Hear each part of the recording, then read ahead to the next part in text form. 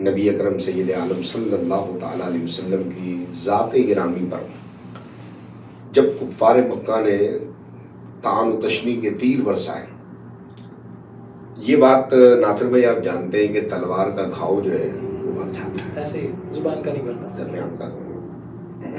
تو آپ صلی اللہ تعالیٰ علیہ وسلم کو جو یہ میں وہ الفاظ دہرانا نہیں چاہتا کیونکہ ظاہر ہے کہ آپ صلی اللہ علیہ وسلم کو بھی اس سے تکلیف ہوگی اور ہمیں بھی ہوگی، لیکن وہ جو الفاظ تھے کہ آپ صلی اللہ علیہ وسلم کے لیے استعمال کیے، پروردگار عالم نے اس کا ذکر قرآن میں کرتے ہوئے فرمایا کہ محبوب یہ جو آپ کی شان میں کہہ رہے ہیں نا کہ آپ ابتر ہیں، ان شان یا قول ابتر، آپ ابتر نہیں ہیں، یہ ابتر ہیں۔ ابتر کا معنی ہے مقطوع النسل، کہ جس کی نسل نہ ہو۔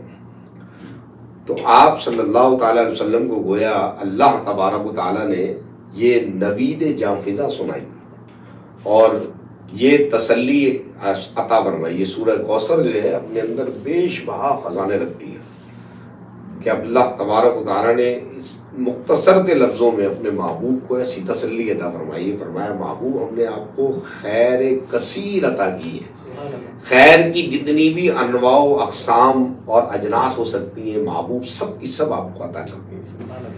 آپ کسی کے کہنے کی پرواہ نہ کریں، فصل لے لے رب کا ونہر، بس اپنے رب کے لیے نماز پڑھتے رہیں، قربانی کرتے رہیں۔ یہ جو آپ کے متعلق باتیں کر رہا ہے نا وہ شخص جو ہے ابتر ہوگا۔ اور دنیا کا قاعدہ اور قانون یہ ہے کہ دنیا کی نسل جو ہے وہ باپ سے چلتی ہے، باپ سے پہچانی جاتی ہے۔ پروردگار عالم نے محبوب صرف آپ کے رخ روشن کے صدقے طفیل میں آپ کی نسل آپ کی شہزادی سے چلانی۔ عام طور پر لوگ یہ سوال کرتے ہیں کہ نبی علیہ الصلوۃ والسلام کی کتنی شہزادیاں تھیں؟ بعض لوگ سمجھتے ہیں کہ شاید ایک ہی شہزادی تھی، ایسی بات نہیں۔ آپ صلی اللہ علیہ وسلم کی 4 شہزادیاں ہیں اور چاروں میں مقام سیدہ خاتون جنت مخدومہ کائنات کا زیادہ ہے۔ وجہ اس لیے کہ جو گزشتہ 3 صاحبزادیاں ہیں، شہزادیاں ہیں، وہ اپنے اپنے مقام پر، اپنے وقت پر اپنے رب کی بارگاہ میں حاضر ہو گئی، اور اللہ تبارک و تعالیٰ نے جو نسل مصطفیٰ صلی اللہ علیہ وسلم کو آگے چلایا وہ سیدہ مخدومہ کائنات کے ذریعے۔ تو اس لیے سیدہ مخدومہ کائنات کا مقام اور مرتبہ سب سے بلند و بالا ہے۔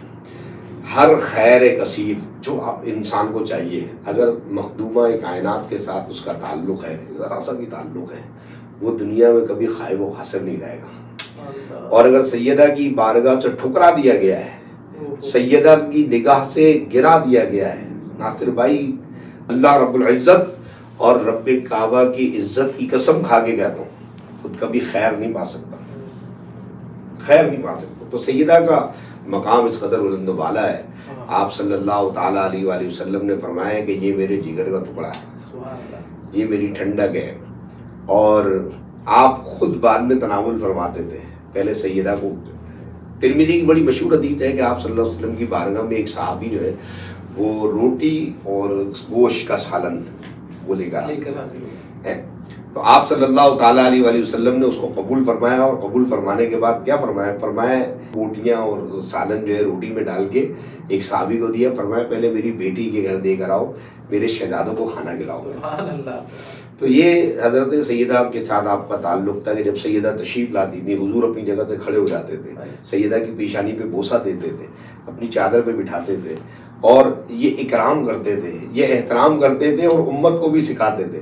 حتیٰ کہ جمعے کے خطبے میں آپ نے ایک مرتبہ ایسا ارشاد فرمایا لوگوں یاد رکھو یہ حسن ہے، یہ حسین ہے، یہ نہ سمجھنا کہ یہ علی کے بیٹے ہیں، یہ حسن بھی میرا بیٹا ہے، یہ حسین بھی میرا بیٹا ہے، یہ دونوں میری آنکھوں کا تارا ہے، دونوں میرے پھول ہیں۔ اور پھر آپ انہیں ایسے سونگتے تھے جیسے پھولوں کو سونگا جاتا ہے۔